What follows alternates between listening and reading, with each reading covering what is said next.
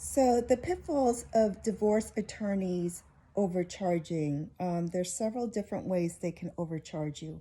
The first thing is called padding, and how they can pad, their bill and kind of expand their bill and what they charge you is, let's say you send an email to your attorney about something that happened.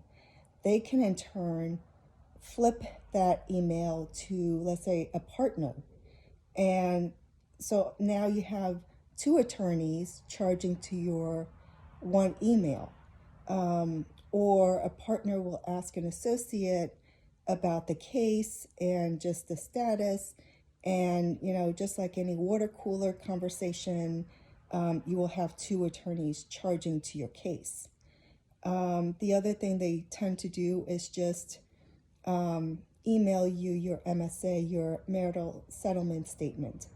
And, what they will do is like my lawyer had asked me to mock up and give them feedback and comments on what, I wanted revised on the MSA. So I actually did that once, went through every single line, crossed certain things out, added certain things in, made comments, highlighted certain areas of my comments, sent it to my lawyer. It was very complete. I get a phone call saying, hey, can you come in tomorrow so we can discuss the MSA? And of course, it's your divorce, you care, and you're responsive. So you say, yes, I'll come in. And you come in and, all they really do is just read your comment and incorporate it into the MSA.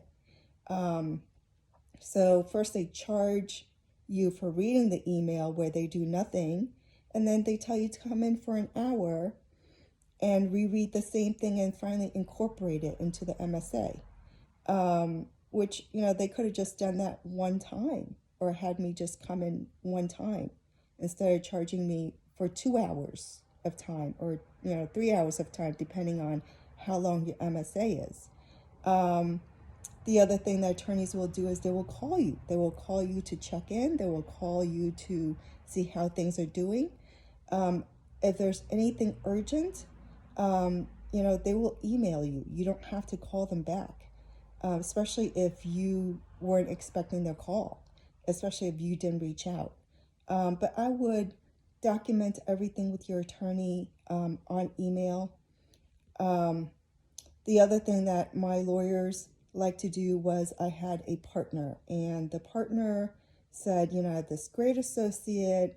He's really smart, and he's a lot cheaper than I am. And you say, sure, okay, if you feel this person is bright and cheaper, why not? And what will happen is the partner will jump in and out of your case. And now you have two people charging you. All of a sudden on the record, there were two attorneys with the courtroom. The courtroom will email both the attorneys. Therefore, even if it's a basic question like, are we on in 5 minutes? Now you have two attorneys charging you just to read, 5 minutes worth of time, but they'll charge you 15 minutes depending on attorneys and how they charge their time. They could get easily, half an hour just from a judge asking, are we still on at 5 o'clock for the call? So I had a judge email two lawyers, therefore they're the partner and the associate. Now they're both charging to read that email. And then I got on this one call once, and there were two attorneys on the call, the partner and the associate. Did I need two attorneys? No. Did it help me win my case? No. It was just a way that they can overcharge you and overbill you. So, just be careful when people say document